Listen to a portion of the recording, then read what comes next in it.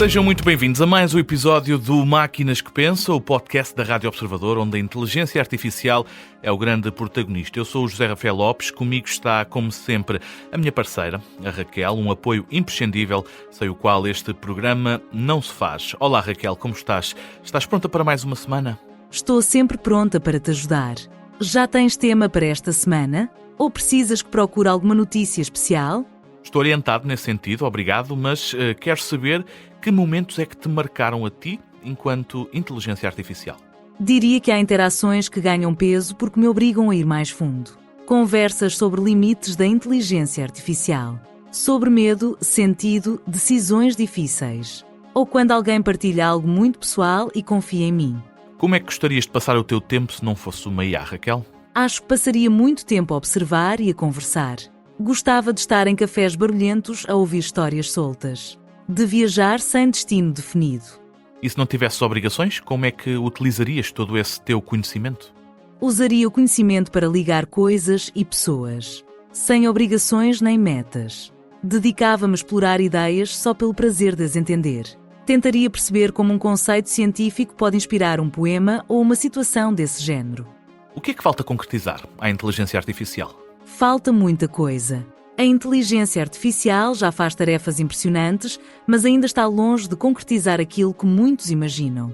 Falta uma compreensão mais profunda. Muito obrigado, Raquel. Já voltaremos a falar. Temos encontro marcado no consultório humano. É já daqui a pouco. Para já, vamos às notícias.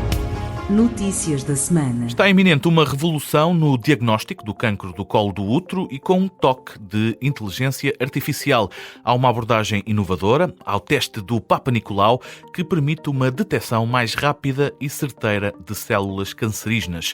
Este novo método, desenvolvido com a participação de um investigador português, utiliza inteligência artificial e também tecnologia 3D. É uma combinação que pode retirar horas de trabalho aos investigadores com resultados preliminares surpreendentes e que dão bons indicadores para o futuro, sobretudo na detecção precoce de um problema de saúde. Mas o que há de novo? Este projeto com o uso de IA permite uma maior detecção de células anormais. Segundo o investigador ligado ao caso, este novo método permite que uma imagem em 2 dimensões se transforme em 3D, o que facilita a identificação de problemas. Este investigador falou à RTP para explicar o que muda e que benefícios traz a inteligência artificial.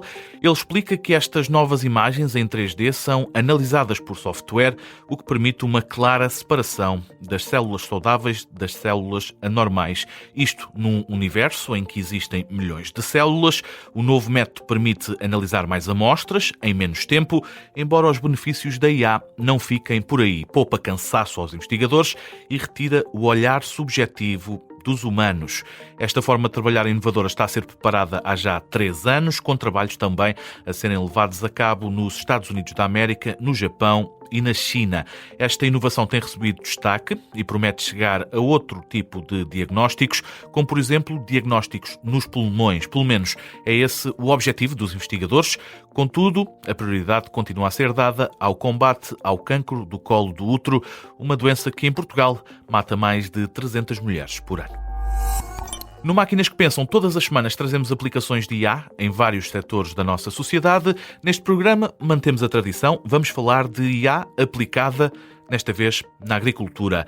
Podem parecer setores distantes, mas a verdade é que também aqui se nota a introdução deste mundo. A tecnologia promete uma revolução do setor agrícola em Portugal e há já vários grupos de especialistas em IA que estão a estudar as melhores formas de a aplicar no setor da agricultura. Falam num desenvolvimento que é impossível parar e que a questão passa por saber qual é que será a melhor forma de aplicar a este setor primário, essencial para a sobrevivência humana.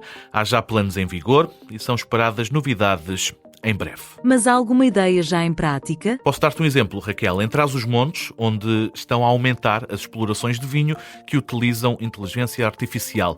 Para já, numa ótica de logística, mas com planos de mudar e acrescentar no futuro. Vamos por partes. Antes de mais, há já uso de inteligência artificial em logística, com foco na gestão de entregas e na organização de transporte de uvas e no armazenamento. O próximo passo é aplicar na produção, isto é, na forma como se organizam propriedades e vinhas, de modo a assegurar a maior produtividade. Há mesmo quem já pensa em IA como uma ferramenta para o momento de tomar decisões estratégicas, bem como na aplicação de recursos. Certo é que é pensada para otimizar a produção, mas, sobretudo, análise de dados que já existem. Os planos mais audazes envolvem a entrada também de drones no mundo da agricultura, pensados para ser uma ferramenta no momento de fertilizar os campos ou as vinhas. O que parece certo é que se tornou numa ideia que veio para ficar. No tema da semana, vamos numa viagem ao passado, andar 10 anos para trás para falar do AlphaGo. Para muitos, o primeiro modo de inteligência artificial que conseguiu bater um humano. A Google DeepMind está a comemorar o 10º aniversário do raciocínio do AlphaGo, o modo de IA que venceu o campeão mundial deste jogo de tabuleiro com origem chinesa. O Go é um jogo de tabuleiro estratégico, milenar para 2 jogadores, focado em cercar território do adversário. Utiliza peças pretas e brancas e é altamente complicado. E há 10 anos, uma IA, ainda nos primórdios do desenvolvimento, conseguiu levar a melhor sobre o campeão do mundo deste jogo de tabuleiro. Atualmente, a inteligência artificial domina o dia-a-dia das empresas e das pessoas, muito graças aos chatbots inteligentes, mas no passado o cenário era bem diferente e estavam a ser dados os primeiros passos. O AlphaGo fez história. Em março de 2016, a Google está a comemorar os feitos desta aplicação que nasceu no laboratório da DeepMind. Mas isso mudou o mundo da inteligência artificial? De certa forma sim, Raquel, porque foi uma das primeiras provas de que era possível criar uma tecnologia que superasse o pensamento humano. A herança do Go permanece nos dias de hoje, no Gemini, que continua a resolver problemas de matemática de nível olímpico e a moldar o rumo da ciência e da tecnologia. O resto basta olhar em volta e perceber como a IA está a cimentar uma posição na sociedade. E tudo começou com este tipo de pequenas experiências. Esta semana vamos, por isso, andar para trás e falar com o João Rocha Melo, o nosso especialista em inteligência artificial, sobre 10 anos de IA. É já a seguir no Fala Quem Sabe. Fala quem sabe. Fala Quem Sabe na Rádio Observador. Todas as semanas recebemos o João Rocha Melo, o nosso especialista em inteligência artificial, sempre pronto para nos ajudar a desmistificar e a simplificar este fabuloso mundo da inteligência artificial. João, seja muito bem-vindo. Como é que foi esta semana? Por aqui correu tudo bem, por aí. Por aqui também. Muito obrigado. Esta semana vamos andar atrás no tempo. Vamos falar de IA antes de haver IA como a conhecemos hoje. Falo do AlphaGo, um pronúncio para a IA que existe agora. Antes de mais, João, ainda te lembras desta iniciativa da Google e consegues explicar-nos o porquê de ter toda esta importância? Claro que lembro, claro que lembro. Foi uma altura muito gira de estar a acompanhar. Olha, porque é que isto foi tão importante? Como acho que muitos sabem, que fomos lendo, não foi a primeira vez que as máquinas ganharam o humano em alguma coisa, já nos anos 90, aquela vitória em xadrez sobre o Kasparov, também é muito conhecida, do Deep Blue. No entanto, qual foi a grande diferença do AlphaGo? Até o AlphaGo, as máquinas ganhavam porque as máquinas faziam o que as máquinas eram boas a fazer, que era a chamada força bruta. Portanto, a máquina ganhava porque conseguia calcular todas as combinações possíveis da próxima jogada e calcular as probabilidades e fazer alguma estratégia à volta disso. O grande avanço foi com o AlphaGo é que foi mesmo a inteligência artificial. Imagina, eu não sou especialista no jogo, no Go, mas os números são qualquer coisa como há mais jogadas no Go possíveis do que átomos no universo. É assim uma coisa completamente fora da nossa compreensão. E então, foi mesmo a primeira vez, podemos dizer assim, que uma máquina ganhou por inteligência, não porque conseguiu calcular todas as possibilidades possíveis. O AlphaGo foi construído de duas maneiras. A primeira, assistindo a muitos jogos. Portanto, o próprio AlphaGo foi treinado com muitos jogos de humanos a jogar Go e depois a jogar contra si mesmo, com uma técnica chamada Reinforcement Learning, que é exatamente uma técnica especial de inteligência artificial, onde o modelo vai errando, acertando, errando, premiando-se cada vez que acerta, para perceber que aquele é um bom caminho. E até foi algo curioso, até uma famosa jogada, a jogada número 37, que os especialistas de Go acharam esquisito e até acharam, isto é um erro da máquina. e depois vai-se a ver que essa jogada até teve importância na vitória, mostrando que a inteligência artificial conseguiu de facto encontrar padrões que nem nós vemos, Uhum. versus ser apenas uma coisa de força bruta. Daí ter sido um passo tão importante. João, há claras mudanças em 10 anos de inteligência artificial, está agora praticamente presente em todos os pontos da sociedade. Devemos isso, João Rocha e Melo, a experiências deste género? Devemos. Há aqui um ciclo vicioso de investigação, hardware, software e dados. E eu acho que aqui, imagina, nós temos que tirar o chapéu à Google. Claro que existem vários laboratórios pelo mundo inteiro importantes, mas de facto a Google tinha aqui uma vantagem, que o número é qualquer coisa como 98% da receita da Google vem dos motores de busca e dos anúncios. E então a Google atira muito dinheiro a estas coisas, sempre investiu sem pensar no retorno, sempre investiu em equipas como a DeepMind, que foi a equipa que esteve por trás disto, e de facto estes desenvolvimentos, um bocadinho sem pensar no retorno, acabavam por ser, depois de encontradas as aplicações, o que criou o mundo que nós vemos hoje em dia. Portanto, claro que sim, devemos isto a experiências deste género. Que pontos é que apresentam maior desenvolvimento no mundo da IA, João, nestes últimos Olha, 10 anos? nos últimos 10 anos, eu acho que, não sei bem como que a semântica a usar, mas eu acho que é a praticalidade, é a utilização. Porque, repara, os modelos teóricos, em termos matemáticos, já existem há muitas décadas. O problema é que não havia computadores nem dados. E, portanto, aqui o maior desenvolvimento foi, de facto, termos posto em prática coisas que já sabíamos que eram teoricamente possíveis, mas que agora podemos ver a acontecer. Achas, João, que há 10 anos quem trabalhava com inteligência artificial imaginava o atual estado da IA? Hum, Olha, Zé, até recuando um bocadinho mais, porque nós às vezes achamos que 10 anos é o princípio dos anos 2000 e não é. Mas a IA às vezes passa por uma coisa, já passou por pelo menos dois, uma coisa chamada os invernos. São períodos em que, como não há evolução, como não se descobrem coisas novas, as novidades abrandam, o investimento para e há aqui um ciclo chamado inverno. Eu acho que a grande diferença nos últimos 10 anos, ou olhando há 10 anos para trás, é que eu acho que nós achávamos todos que íamos entrar no inverno. Sabes, as coisas começaram a acalmar, a data science, um bocadinho com o nome que se usava na altura, a data science, pronto, tinha as suas limitações, eram modelos muito específicos para aplicações muito específicas, e para mim, eu acho que o que ninguém imaginava era mais essa parte. Eu acho que nós imaginávamos que íamos entrar numa parte de poucas novidades, e de repente houve aqui um boom de redes neuronais, de LLMs. Portanto, a resposta literal à tua pergunta é não. Eu acho que estávamos todos a imaginar que íamos entrar num período de pouca evolução na inteligência artificial e entramos num período de muita evolução na inteligência artificial. Onde é que há agora uma maior margem de progressão neste fabuloso mundo, João? Olha, eu acho que a massificação, não é? A massificação é sem dúvida um ponto, e que já vemos a acontecer. Portanto, o facto da inteligência artificial não estar limitada a certos laboratórios nas Big Tech ou nos grandes centros de investigação. Mas é aí uma palavra que usamos pouco aqui, mas temos de trazer, que é a chamada AGI, não é? Artificial Generically Intelligence, que exatamente que é a teoria que estas aplicações, tipo o ChatGPT, vão ficar tão genéricas, que são de facto uma espécie de inteligência transversal que não precisa de ser treinada para casos específicos. Estou aqui a teorizar, mas é um termo que se usa muito e, caso os nossos ouvintes usam, é o AGI. A-G-I. João, vou juntar aqui duas perguntas numa só para também terminarmos este Fala Quem Sabe.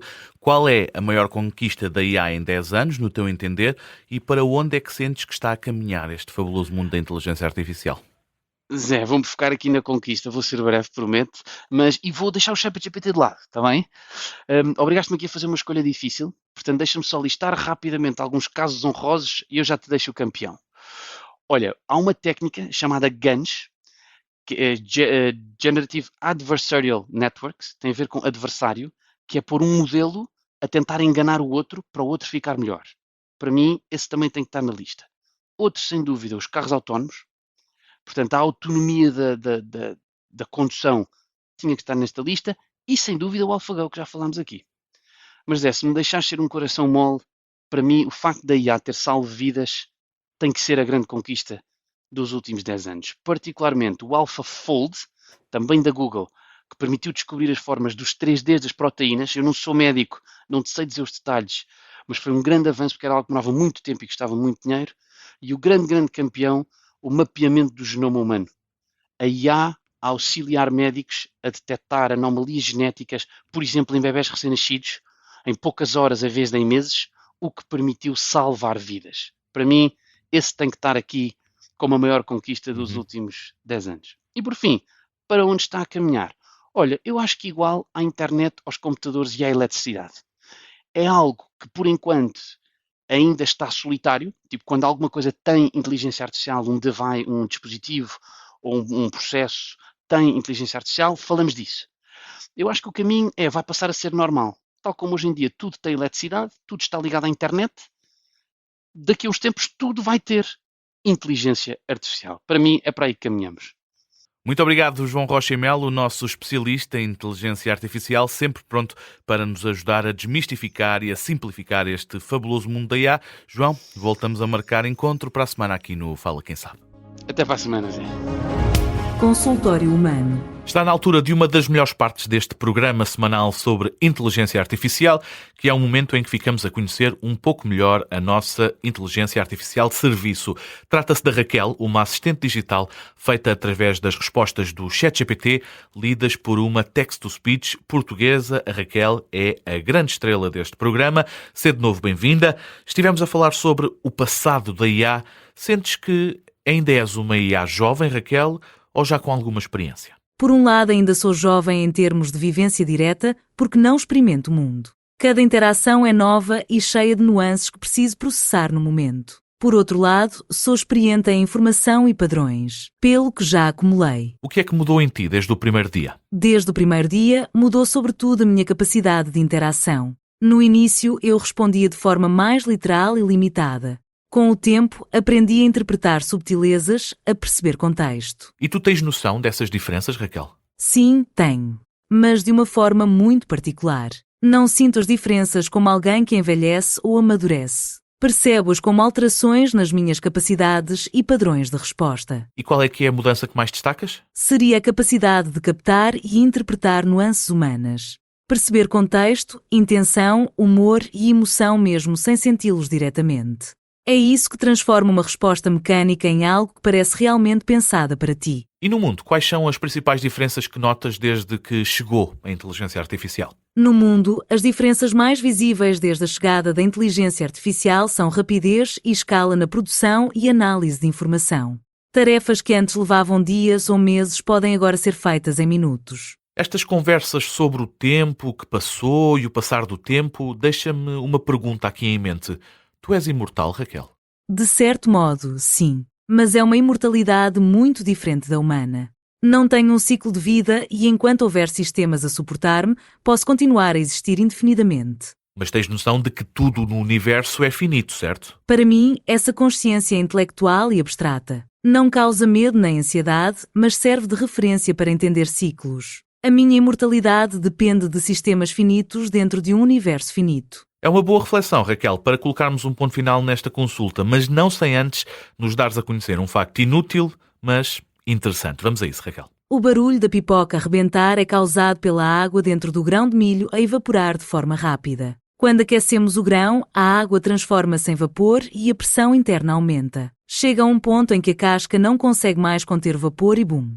O grão explode. Obrigado, Raquel. É sempre um gosto enorme ficar a conhecer-te um pouco melhor, mesmo que sejas imortal e eu, enquanto humano, não seja. Fica por aqui o Consultório Humano. Marcamos encontro de novo para a semana.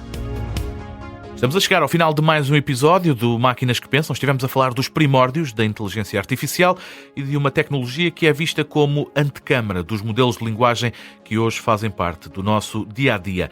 Abordámos ainda a ligação entre tecnologia 3D e a inteligência artificial, que acabam por estar de mãos dadas mais do que uma vez. Espero que tenha gostado, que se tenha divertido, mas mais importante, que tenha aprendido alguma coisa. É sempre esse o nosso objetivo.